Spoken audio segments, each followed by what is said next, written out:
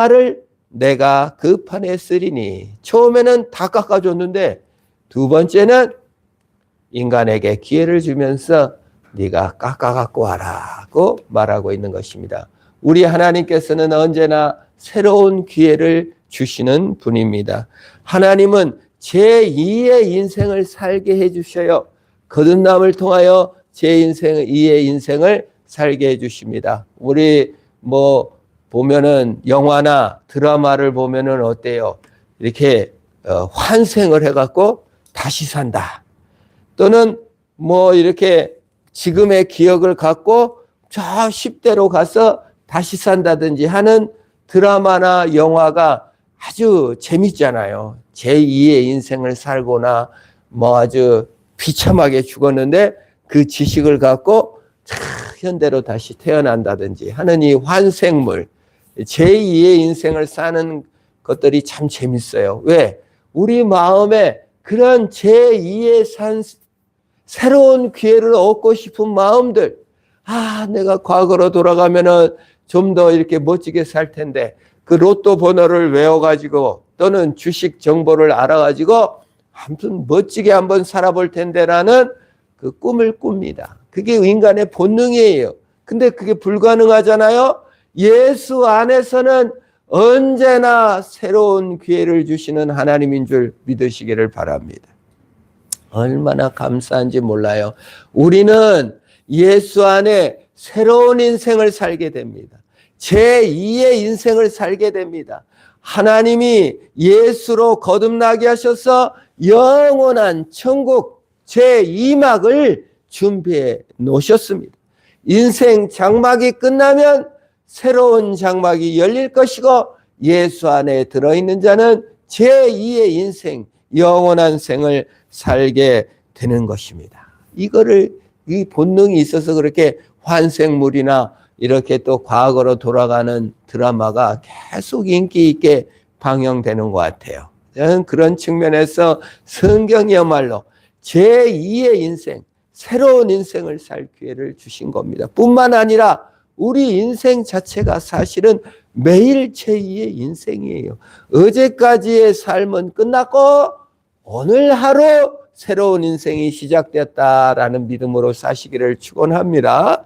과거가 내가 아니에요. 오늘 하루 하나님이 하루를 주셨구나. 그게 새로운 기회인 줄 믿습니다. 그것이 바로 하나님의 자비입니다. 하나님의 자비, 예수님 문을 통하여 기회를 주는 것입니다. 인간의 과거의 행적, 과거에 못난 거, 과거에 잘난 거, 이게 인간은 항상 자신의 공적과 자신의 수고와 자신의 노력으로 자신을 증명하려고 하는데 하나님은 그거 과거 그걸로 너를 증명하지 마. 내가 자비로 새롭게 해줄게. 기회를 주신 것은요 하나님의 자비예요. 내가 무슨 공로를 쌓아가지고 이상한 촛불을 태워가지고 영화 같은 거 보면은 어떻게 만나서 어떻게 환생을 얻게 되고 이렇게 하는데 그게 아니고 하나님의 자비로 우리를 새롭게 한다. 그 말입니다. 하나님의 자비로 들어갈 때, 예수의 문으로 들어갈 때 날마다 새로운 인생을 살게 될 줄로 믿습니다. 그게 우리 믿음이에요. 내 공로를 보면은 아이고 부족한 나, 또 이것도 못했나, 저럴 때 저랬을 걸 하는데 예수 안에서는 매일 새롭고 하나님 감사합니다. 내 죄마저도 감사합니다. 이럴 기회를 주시려고 그런 고난을 주셨군요. 하나님의 자비를 알게 되는 겁니다. 두 번째 돌판을 깎아갖고 올라가면서 참 내가 뭔 자격이 있나 다시 써주신다고 하니까 내가 다 깨버렸는데 다시 써주신다니 감사합니다 하고 하나님의 자비로 나가는 것입니다. 이것이 인간의 역할이에요. 하나님의 자비로 나가는 대표자입니다. 모세의 역할이 뭐예요? 하나님의 자비를 가지고 인도자로 인도하는 겁니다. 참 안내자가 되는 거예요. 메시지를 전하는 메신저입니다. 메신저인지 내가 실수요, 연약이요, 돌을 깨버린 자요, 과거 사형자, 살인자였습니다. 그러나 메시지가 귀한 거지 내 메신저가 좀 부족하고 연약하면 어떻습니까? 하나님의 메시지를 담는 역할, 그걸 충실하시기를 축원합니다. 우리는요 항상 메시지보다는 내 자신을 먼저 봐요. 아이고 나 같은 거, 아이고 나 같은 거. 메신저를 공격하기가 쉬워요. 우리 정치인도 그렇잖아요. 정치인들이 정책을 얘기하면 재미없어라 그래요. 그러나 그냥 저놈 뭔 짓을 했다, 저 나쁜 짓을 했다 하면 그 너무 재밌어 해요. 우리 스스로도 그렇습니다. 하나님이 나를 사랑했다, 하나님이 나를 받으셨다, 이런 메시지보다 나에 대한 공격, 타인에 대한 공격, 목사님들에 대한 공격, 교회에 대한 공격, 그런 거는 막 신경을 많이 쓰고 남이 어떻게 볼까 이런 걸 신경 쓰는데 정작 메시지, 하나님의 메시지에는 관심이 없다 그 말이에요. 그건 역에서 모세는 하나님의 메시지를 받으러 가는 자이지 모세가 얼마나 나쁜 짓을 했나, 얼마나 영웅적인 일을 했나, 얼마나 훌륭한 일은 그만 보시고 주님의 메시지를 받으시기를 축원합니다. 우리가 주님의 사랑을 받았고 내가 나를 사랑한다, 내가 너를 사랑한다, 너를 위해 죽었다, 너를 위해 부활했다, 너를 영원한 천국으로 인도하겠다, 하나님의 메시지에 주목하시기를 축원합니다. 나의 역할도 마찬가지예요. 내가 뭘 전해요? 내 인격을 전해요? 내 훌륭함을 전하겠어요? 메시지, 하나님이 나를 사랑했다, 이 메시지를 가지고 다른 사람에게도 전하는 거지 내 성품을 전하고 목사님 성품을 전하는 게 아니에요. 그런 역할에 하시기를 축원합니다. 2절 3절은 그렇습니다. 자, 한번 읽어볼까요? 시작. 아침까지 준비하고 아침에 시내산에 올라와 산 꼭대기에서 내게 보이되 아무도 너와 함께 오르지 말며 온 산에 아무도 나타나지 못하게 하고 양과 소도 산 앞에서 먹지 못하게 하라. 무슨 말씀이에요? 준비하라는 거예요. 준비해. 뭘 준비하라는 겁니까? 우리는요 하나님 앞에 나가려고 하면은 뭘 준비합니까? 아유, 헌금 챙겼어요? 헌금 준비합니다. 아유, 하나님 앞에 나갈 때 아우, 목욕했나? 또 단정한 옷을 입고 그 좀 중요합니다.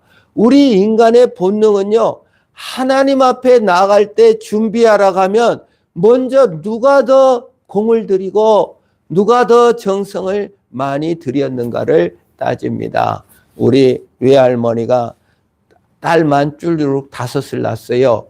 그러니까 먼저 또 간 딸도 있고 그러니까 어떻게 해요? 집안이 아주 그냥 과거에는 그냥 아들 못 낳으면 그냥 얼마나 힘듭니까? 그 외할머니도 손이 아주 귀한 집이었어요. 그래가지고 부자인데 아들이 안 생기니까 그 외갓집 근처로 그 방앗간을 지어가지고 물을 갈아 먹으면 아들을 낳는다고 해서 자녀가 없다가 낳은 게 아들은 못 낳고 딸 1명밖에 못 낳은 거예요. 그 딸이 우리 외할머니인 거예요. 그러니까 거기서 시집이 왔어요. 그러니 얼마나 평생 자기 친정도 아들이 없는데 또 결혼해갖고 딸만 나니까 이제 정성을 들이는데 아주 그냥 할머니만 만나면 제가 외갓집을 자주 갔는데 아들 낳으려고 그냥 새벽 3시에 일어나가지고 둘이 목욕을 하고 어디 가서 공을 들이고 아침에 오고 아주 100일을 그렇게 애를 썼다. 그래서 아들을 낳았다. 그게 자랑이에요. 그리고 그 외할머니를 본 어머니도 예수 믿기 전에 새벽에 일찍 일어나서 그 물을 떠서 부엌에다 놓고 얼마나 빌고 정성을 다하는지. 참 우리가 신에게 나간다. 이건 뭐예요? 먼저 누가 더 치성을 들이고 누가 더 공로를 많이 쌓고 공을 누가 더 많이 들였는가를 얘기합니다. 어찌 우리 외할머니만 그러겠어요? 만나는 사람마다 다 또 이제 기독교인이 되었어도 누가 더 공이 많고 누가 더 간절하고 누가 더 절실하게 하나님께 빌고 준비하고 나갔는가를 따지는 것이 우리 인간의 본능이에요. 그게 공로적이다, 행위적이다. 이게 나쁜 건 아닙니다. 공로 행위가 어찌 나쁜 것이겠어요. 다만 우리가 하나님 앞에 준비하는 게 그러한 공로가 없으면 못 나간다 그 말이에요. 난 준비가 부족했다. 아직 때가 부족하다. 아직 기회가 안 왔다라고 생각한다 그 말입니다. 그게 깨져야 돼요. 하나님 앞에 나갈 때는요, 뭘 준비해야 됩니까? 누가 더 무능한가? 누가 더 자격이 없는가? 그 차만 하나님이 받으시기 때문에 나는 공로가 없습니다. 나는 더 죄인입니다를 준비해야 된다 그 말이에요. 참 역설 중에 역설이죠. 내가 부족한 줄을 아는 준비, 내가 공로가 없는지를 아는 준비, 비엔 마음, 그걸 준비하지 않으면 하나님을 못 만나요.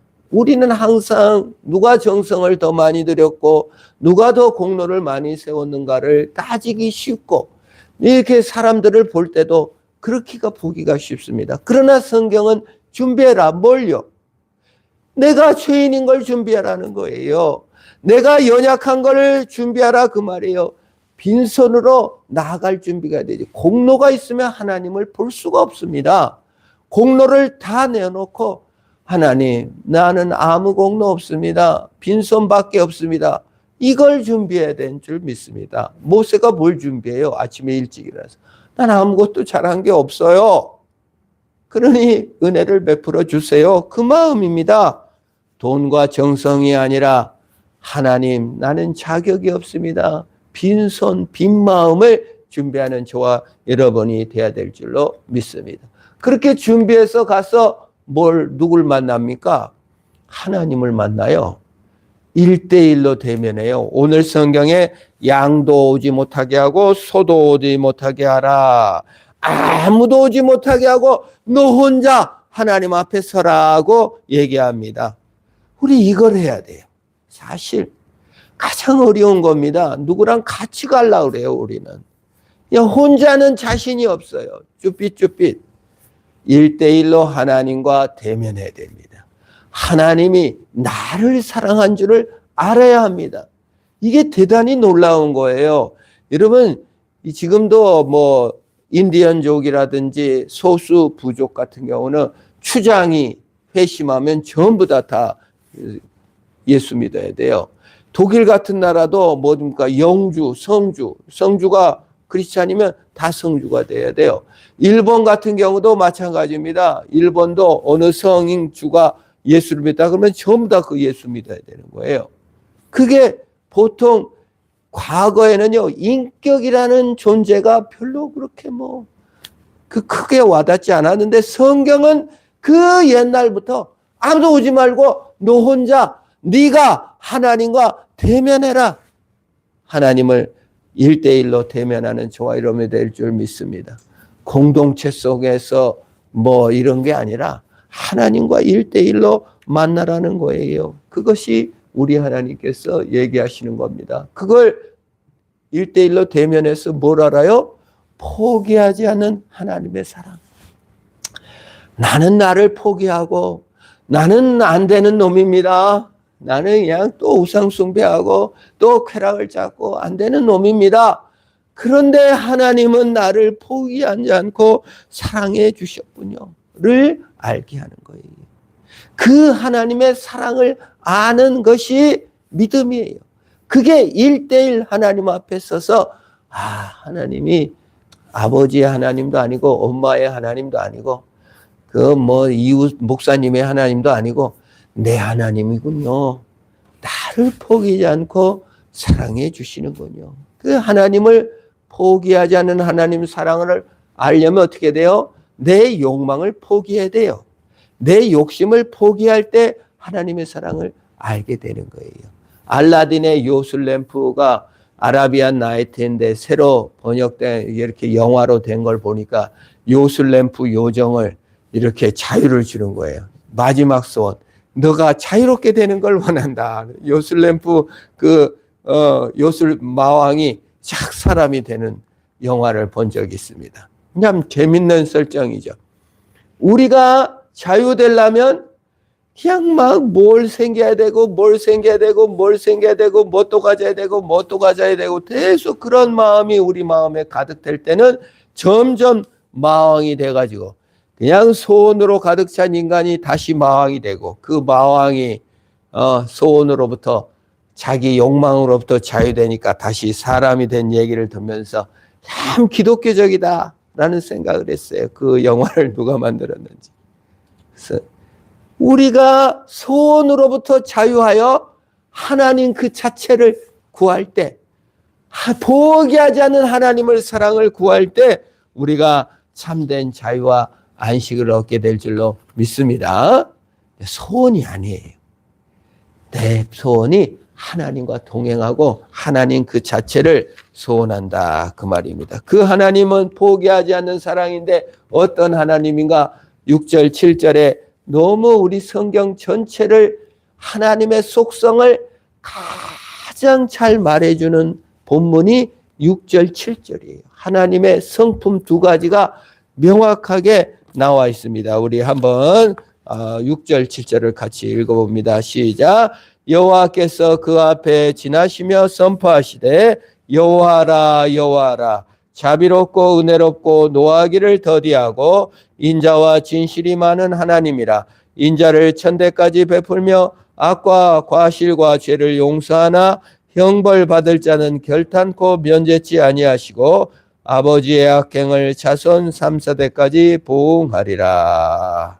네, 하나님의 성품 딱 두 가지로 요약한다면 하나는 공의, 하나는 자비.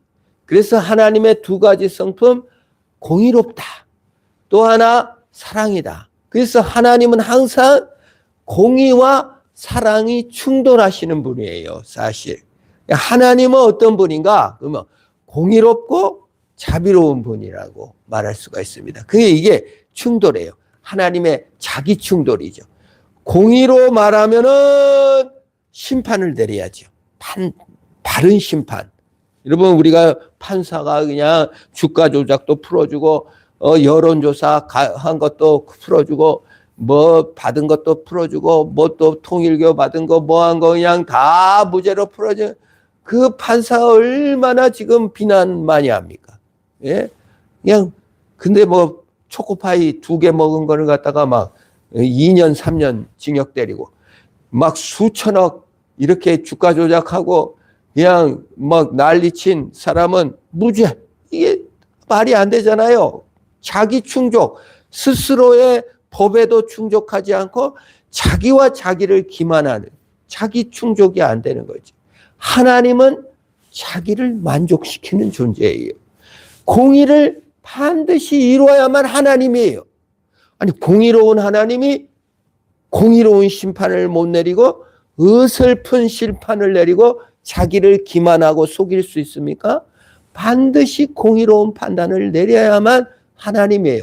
하나님은 자기를 만족시킬 필요가 있어요. 그게 하나님이에요. 아니, 공의로운데 공의를 못 이뤘어요. 그러면 그게 무슨 하나님이에요? 우리가 판사가 공의로운 판사를 못했다 해도 우린 바로 비난하잖아요. 인간 판사도 공의를 실천하지 못하면 그건 아주 실망스러운 일이잖아요. 하나님은 공의를 이루어야 돼요. 그래 하나님은 또 자비란 말이에요.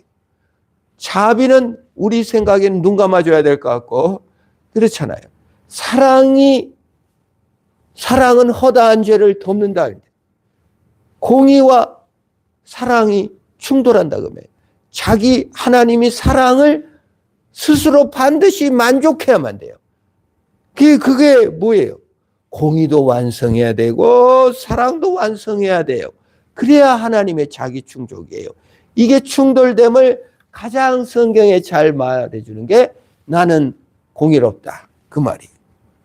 근데 또 은혜롭다 그 말이에요. 그래서 성경이 말하는 게 성경 전체가 너희들에 대한 보답으로서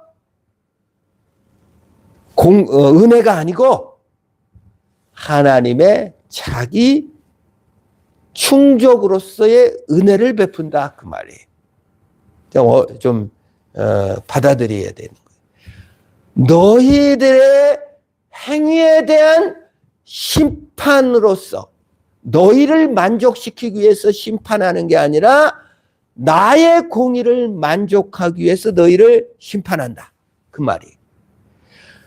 너희를 대한 너희의 사랑, 너희가 바친 정성에 대한 보상으로서 은혜를 베푸는 게 아니고 하나님 자체의 자비를 실현한 것이다 라는 거예요. 인간으로서는 좀 기분 나쁠 수 있어요.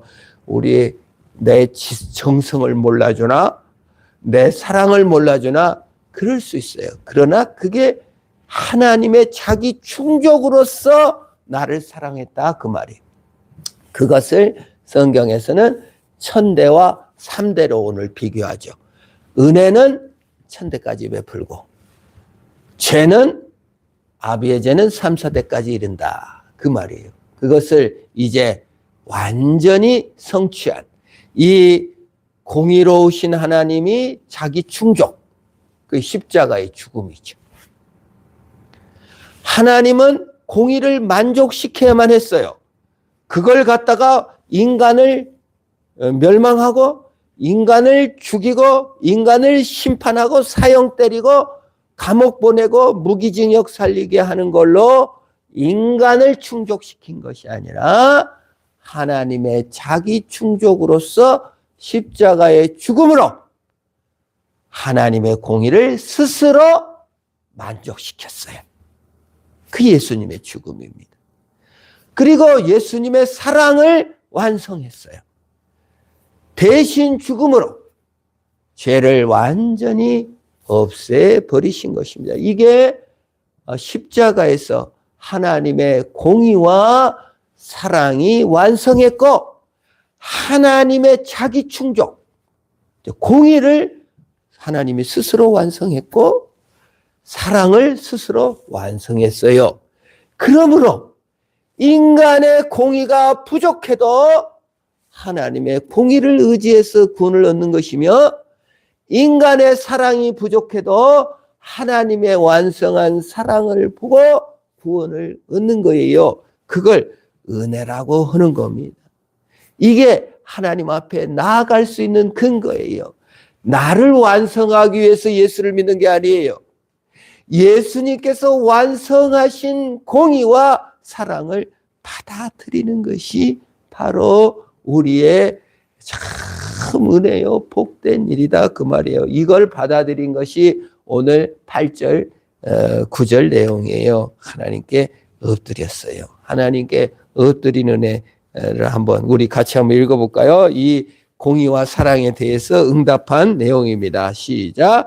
모세가 급히 땅에 엎드려 경배하며 이르되 주여 내가 주께 은혜를 입었거든 원하거든 주는 우리와 동행하시옵소서.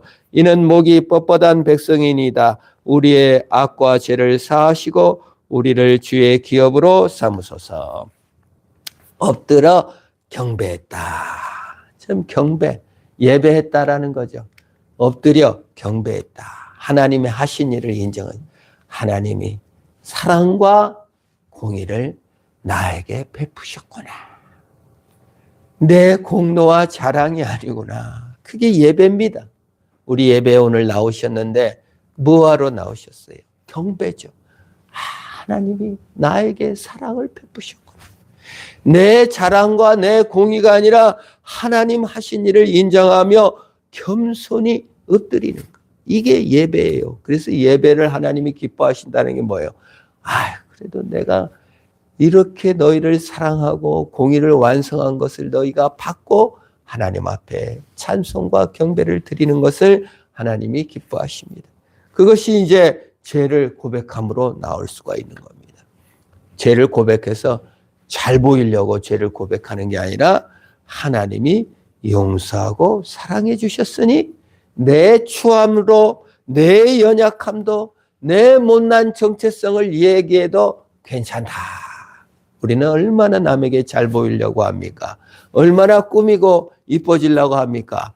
뭐 성형외과도 다니고 이뻐지려고 화장품도 바르고 참 얼마나 애를 써요. 남자들도 참 요즘은 애를 많이 씁니다.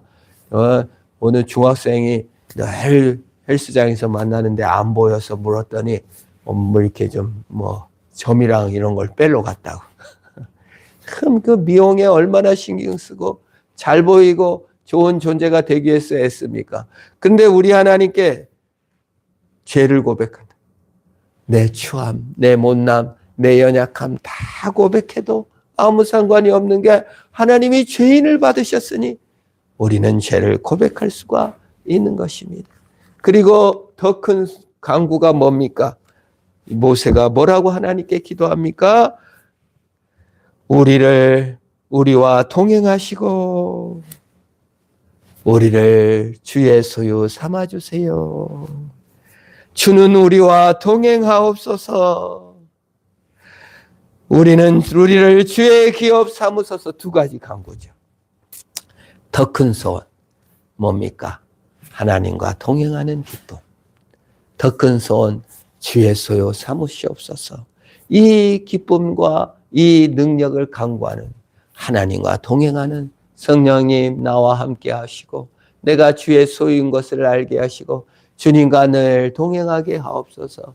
초막이나 빈들이나 궁궐이나 하나님 내 주 예수 모신 것이 그 어디나 하늘나라입니다 라는 마음으로 주와 동행하시며 주의 공의를 붙잡고 주의 사랑을 붙잡고 주님께서 함께 하심을 붙잡고 우리가 나갑니다. 나의 연약함, 나의 못남, 나의 실적 그걸 보지 않고 하나님의 사랑을 봄으로 말미암아 오늘 이 어려운 현실을 믿음으로 나아가 승리하는 저와 여러분 되기를 축원합니다. 기도하겠습니다. 하나님 아버지 감사합니다. 다시 기회를 주시고 다시 사랑해 주신 하나님 감사합니다. 예수 안에는 언제든지 새로운 기회이며 예수 안에 언제든지 구원의 문 제2의 인생이 열린 것을 믿고 주의 은혜로 믿음으로